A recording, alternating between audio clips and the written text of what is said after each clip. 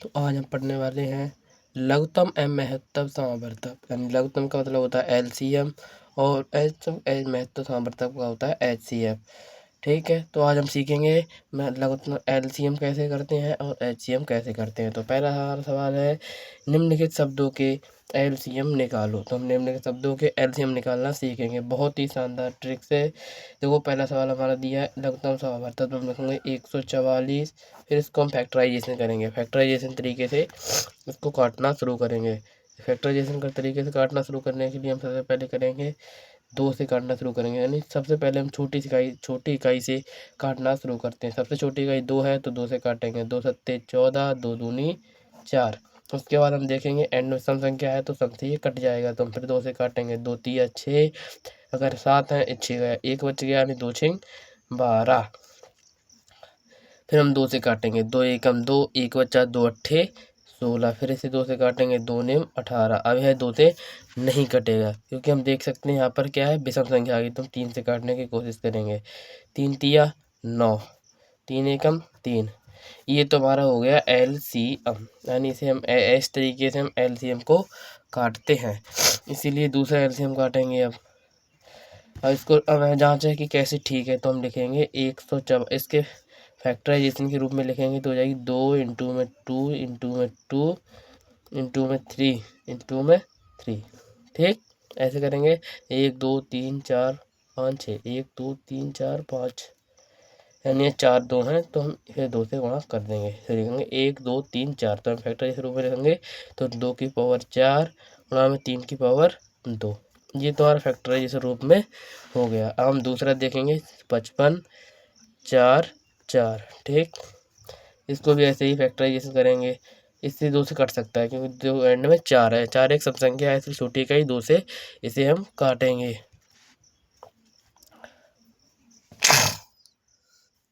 तो देखो 2 दूनी 4, 1 बचा, 2 सत्ते 14, 1 बचा, 2 सत्ते 14, 2 दूनी 4। फिर इसे हम 2 से काटेंगे। 2 एकम 2, 2 तिया 6, 1 बचा, 2 अट्ठे 16, 1 बचा, 2 छिंग 12। फिर इसे 2 से काटेंगे। 2 छिंग 12, 1 बचा, 2 नेम 18, 2 तिया 6। अब ये 3 से कटेगा क्योंकि इसमें एंड में 3 सम संख्या 3 है और 3 विषम संख्या सबसे छोटी 3 होती है। तो 3 एकम 3, 3 दूनी 6, 3 तिया 9, 3 एकम 3। अब बचा 231। अब देखो ये किससे कटेगा, ये 11 से कट जाएगा। तो 11 से कैसे काटेंगे, 11 ये 11 दूनी 22, 1 बचा 11 एकम 11। अब 21 किससे कटेगा, 3 से। 3 सत्ते 21 और 7 एकम 7। ठीक, ये हो गया 55 444 का फैक्टराइजेशन। 55 444 का फैक्टराइजेशन। अगर इसके गुणा के रूप में लिखेंगे तो हम लिखेंगे 55 444 बराबर 1 2 3। ठीक, 2 कितनी बार है, 3 की 3 लगा देंगे। अगर 3 जितनी बार होंगे उतनी हम घात चढ़ा देंगे उसी संख्या पर। 3 क्या बार है, 1 2, यानी 2 बार 3 है, 3 की पावर 2। 11 और 7 एक बार है तो हम 11 गुणे 7। इस तरीके के सवाल आपको हाई स्कूल में भी देखने को मिलेंगे। और अब हम करेंगे तीसरा सवाल 812। ठीक, ऐसे कैसे करेंगे, ऐसे ही ऐसे करेंगे। 2 एकम 2 2 2 चौकू 8, 2 छिंग 12, 2 दूनी 4, 0 2 तिया 6। अब 203 बचे। अब देखो 203 किससे कटेंगे, 20 से कटेंगे, 3 से कटेंगे। 3 से देखो 3 छक 18, 2 बचे ना कटेंगे, यानी 203 है। ये 203 से ही कटेंगे। 11 से कटेंगे, नहीं कटेंगे। 11 एकम 11, फिर भी नहीं कटेंगे, यानी ये 203 से ही कटेंगे। ठीक, इन्हें एक और कर देंगे। तो ऐसे हम लिखेंगे, तो जो हम लिखेंगे 812 बराबर 2 की पावर 2 इंटू में 203। ये तो होगा फैक्टराइजेशन रूप। अब हम अगला सवाल हमारा है चौथा। देखो हम एक कर चुके, दूसरा भी कर चुके और तीसरा भी कर चुके। अब हम करेंगे चौथा। चौथा में क्या कह रहा है, चौथा सवाल हमारा 915। ठीक, 915 फैक्टराइजेशन कैसे होंगे, इससे 3 से कट सकता है, 3 से कट जाएगा। 3 तिया 9, 3 5 15, इसके बीच में भी हम 1 लगाएंगे। ठीक, अब ये 5 से कटेगा। 5 छक्का 30, 5 एकम 5। अब 61 है, 61 सामने में 63 होते हैं, यानी 61 किसी में आते नहीं है, तो 61 नहीं आते तो 61 के 61 ही लिखेंगे। तो ऐसे ही लिखेंगे 915 बराबर 3 गुणे 5 गुणे 61। ये इसका फैक्टराइजेशन है, ये इसका आंसर है, ये पहले का है, ये दूसरे का आंसर है, ये तीसरे का आंसर है, ये चौथे का आंसर है। तो अब हम लिखेंगे महत्तम समावर्तक। हम नंबर 2 पर आता है, हम लिखेंगे निम्नलिखित संख्याओं के HCF निकालो। ठीक, HCF निकालेंगे, यानी पहली संख्या हमारी HCF निकालने के लिए हम लेंगे 12, 10, 15। दूसरी लेंगे 18, 16, 12। तीसरी लेंगे 14, 26, 56। ठीक, और तीसरी लेंगे, चौथी लेंगे 8, 10, 12। हाँ ठीक है।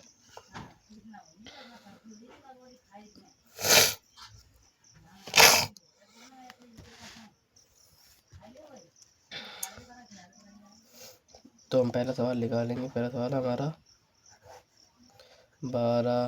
तो हम HCF में हम LCM में एक ही बार में पूरा फैक्टराइजेशन करते हैं और HCF में एक एक करके फैक्टराइजेशन करते हैं। तो पहले हम 12 का करेंगे, तो देखो 2 6 12, 2 3 6 और 3 1 3। ठीक, अब हम दूसरा करेंगे 10 का, तो देखो 2 पंजे 10 और 5 एकम 5। अब हम करेंगे 15 का, 3 एकम 3, 3 5 15 और 5 एकम 5। तो देखो इसका हम अगर HCF निकालेंगे तो HCF बराबर हो जाएगा, HCF बराबर देखो 12 बराबर हो जाएगा 2 गुणा में 2 गुणा में 3, 10 बराबर हो जाएगा 2 गुणा में 5 और गुणा में 1 हम लिख लेते हैं अपनी तरफ से। ठीक, क्योंकि इन नीचे सबके एक और देखो 15 बराबर हो जाएगा 3 गुणा में 5 और गुणा में 1। तो यानी देखो, और HCF में एक और खास बात होती है, ये यानी जो एक संख्या है जैसे 2 है तो ये तीनों में होनी चाहिए, जो कि तीनों में नहीं है। तो यानी है HCF कॉमन नहीं है। ये 2 5 5 5 5 इन दोनों में है, 2 में नहीं है। यानी 5 5 12 में नहीं है, 10 और 15 में, 3 12 में है और 15 में है, 10 में नहीं है। यानी एक है, इन तीनों सब में है। तो इसका HCF निकल के आएगा बराबर 1। ठीक, इनका HCF कितना निकल के आएगा 1। इसी तरीक़ा से हम दूसरा सवाल करेंगे। ठीक,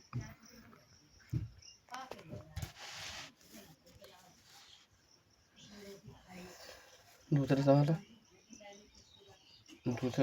18, 16 और 12। ठीक, इसका एक दूसरा सवाल है, इसको हम भी ऐसे ही करेंगे। तो पहले नंबर 18 को फैक्टराइजेशन करेंगे। तो देखो 2 निम 18, 3 तिया 9 और 3 एकम 3। ऐसे अब 16 का करेंगे। 16 का देखो 2 निम 2 अट्ठे 16, 2 चौकू 8, 2 एकम 2 दूनी 4 और 2 एकम 2। ऐसे ही हम 12 का करेंगे। 12 कैसे, देखो 2 6 12, 2 तिया 6, 3 एकम 3। ठीक, ऐसे कर लेंगे। ऐसा करने के बाद हम देखेंगे, फिर हम लिखेंगे 18 बराबर 2 गुणे में 3 गुणे में 3। फिर हम 16 बराबर लिखेंगे 2 गुणे में 2 गुणे में 2 गुणे में 2। फिर हम बस 12 बराबर लिखेंगे तो हो जाएगा 2 गुणे में 2 गुणे में 3। इस बार हम देखेंगे कि 2 2 हमारे सब में है, ये 2 हमारे सब में है। तो यानी ये हमारे ये तीनों संख्याओं में मिल गए, ये कॉमन इफेक्ट है। यानी ये हम देखेंगे कि तीनों संख्या में कौन सी संख्या कॉमन है। यानी ये 2 सब में है, देखो 3 इसमें है, 3 इसमें है, इन दोनों इसमें नहीं है।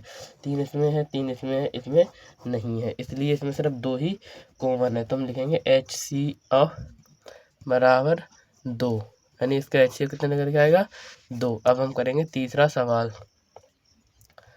तो देखो तीसरा सवाल क्या कह रहा है हमारा। तीसरा सवाल देखो हमारा ये रहा, और तीसरा सवाल हमारा ये रहा।